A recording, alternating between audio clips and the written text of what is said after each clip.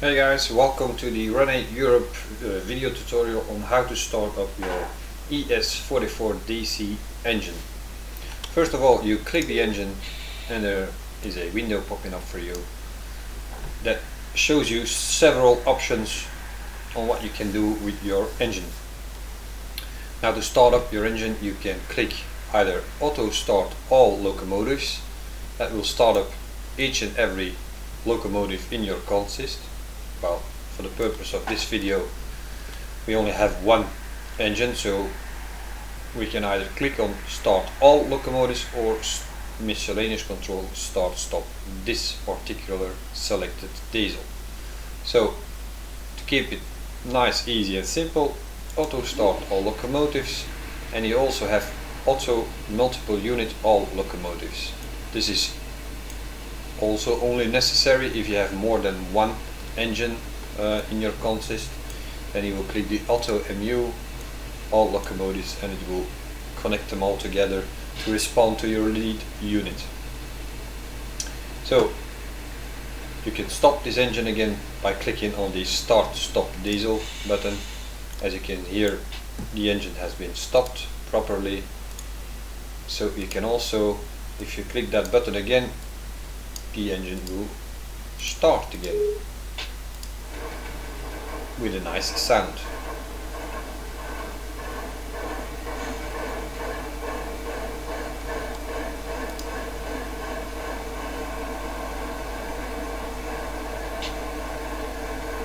And there you go, it's running. Of course, you have the engine isolation switch here at the bottom. Make sure, if you want to do it properly and not like me, like I did, I kept it in isolate, set it to start, and then click the auto start locomotives or start stop diesel buttons. As soon as the engine is running, you click on run, and that's that. There's nothing more to it to start your engine. It's very basic, very simple, but it does not mean that you can already run your engine. The motor of the engine is running, but you cannot run the locomotive, for example, to the refueling rack that you can see there. So we get it inside to the cab, and then we will have to set a couple of switches here. The most important thing is these 4 black switches.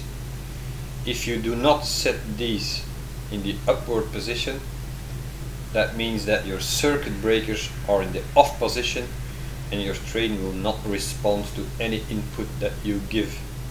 So you put them in the upward position, and now you can actually run your train, of course. You also have 4 white switches. Those are switches to control the lights on your engine. For example, the first one is the cab light. The second one is the step light on the outside of your train. You cannot see that, of course. And the left one on the bottom, this one, that's the one that lights up all the switch lights. So if you put it in the upward position, you can see they're lit. This might be good if you're a beginner and you're not sure when you enter the cab if your switches are in the correct position, because if you flip one down, you will see it go red. That means that that circuit has been cut off. It's been stopped, so you have to make sure it's in the upward position, that it's white again. Otherwise you won't be able to run your train. Now turn around 180 degrees, and again here you will see that same engine switch that you can put into run, isolate or start. If you want to run your engine, you set it in run, of course. If you want to start your engine, you set it in start. If you want the engine to be idle in your consist, not react or respond to any input that you give on the lead engine, you put it to isolate, then it will only be idle. Next to it you have the multiple unit headlight setup. If you put it to single middle, you won't have any lights, I think. Let's have a look. Go to the front of the engine and we'll see if we can. Yes, you have lights. That means if we go to the back now, you're also able to put backlights. There we go. So if you put it to single middle, you can set up your DPU light, because, well, every train should have a DPU light. In this case it's this, because it has a built-in EOT device, and you have the headlights on the front.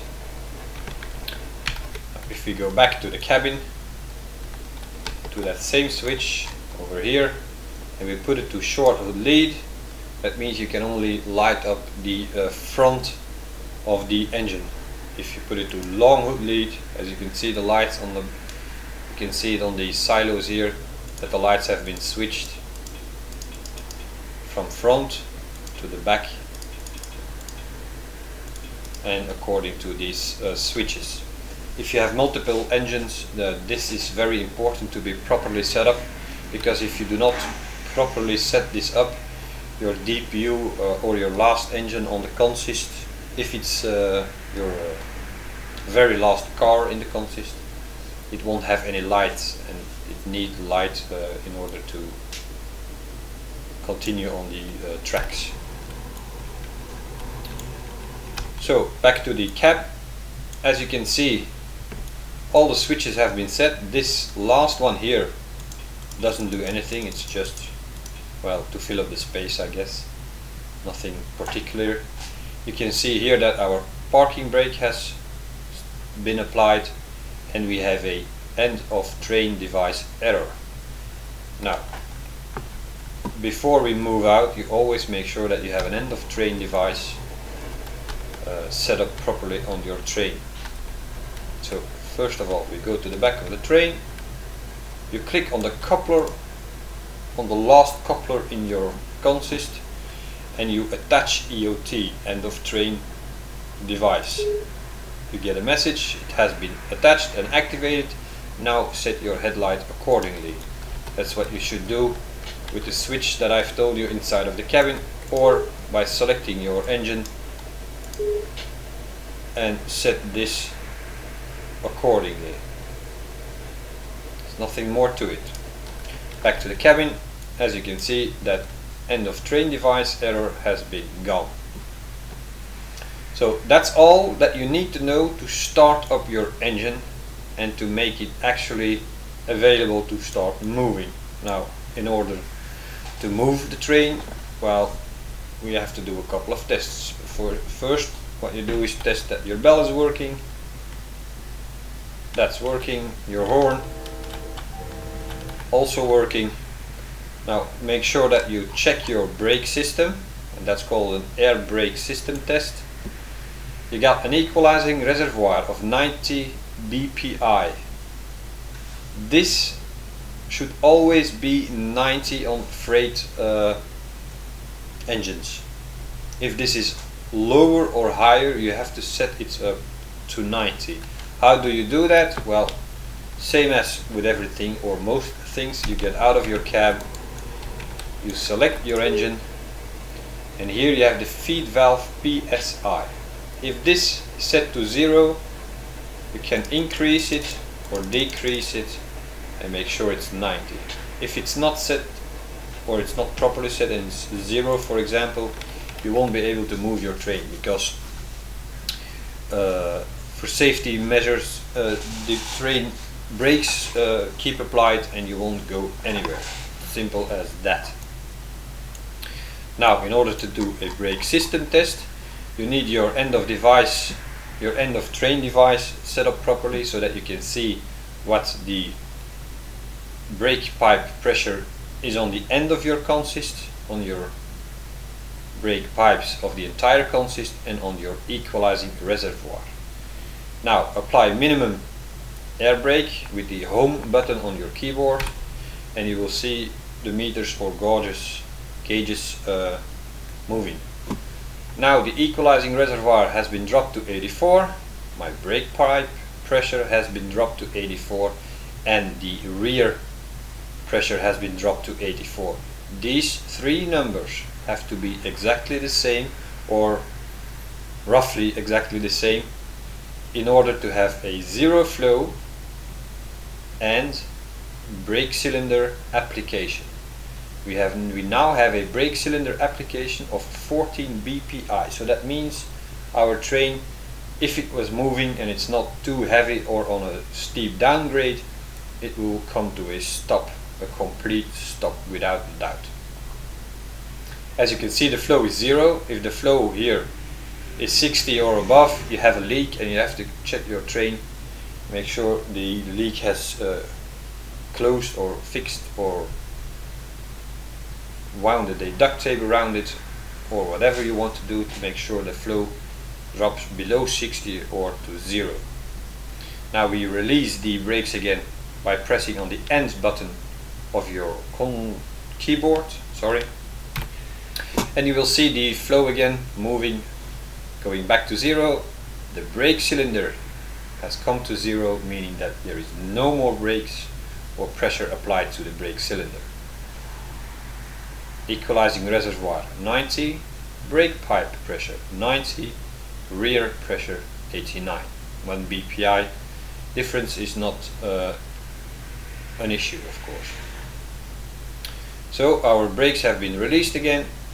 That means we can actually start moving or running our engines without the risk of brake system failure, or well, at least knowing that it was okay when we started. The main reservoir, as you can see here, will go up and down as you use your brakes, and will be refilled when it drops low enough, and the compressor will start running and then builds it up to 140 again. Now the last thing that you need to do is release the parking brake, of course, by pressing F5. Put your reverser into forward. That's what you can see here. Also, you cannot use these levers. They're only here to make the cab look awesome, nice and incredible.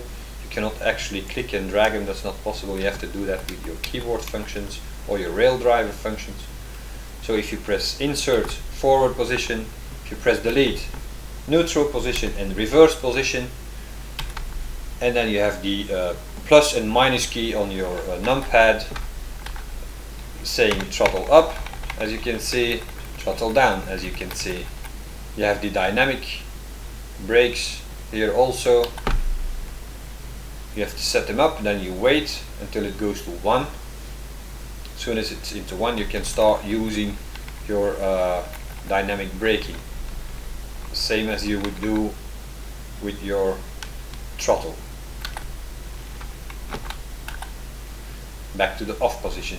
Now if you for some reason are using your dynamic brakes and let's say for example they're in the 1 position and you have used, let's apply some dynamic brake and then we go back, as you can see here, to the 0, and if I try to deactivate my dynamics now, it's not working, as you can see. That means you have to, when you reach 0, you have to deactivate your dynamic brakes by pressing the last time on the plus button on your numpad, and now you can safely deactivate your dynamic braking. There we go. Insert the reverser into forward position, notch up, and the train should start to move. As you can see, our end of train device says, hey, I'm moving. If your train is long enough, it might take a while before the front of your train starts to move, but with only 1 engine you will start fairly fast. As you can see, we are on our way to the refueling racks. I hope you have enjoyed this video. There will be more of that, and see you later guys. Thanks for watching. Goodbye.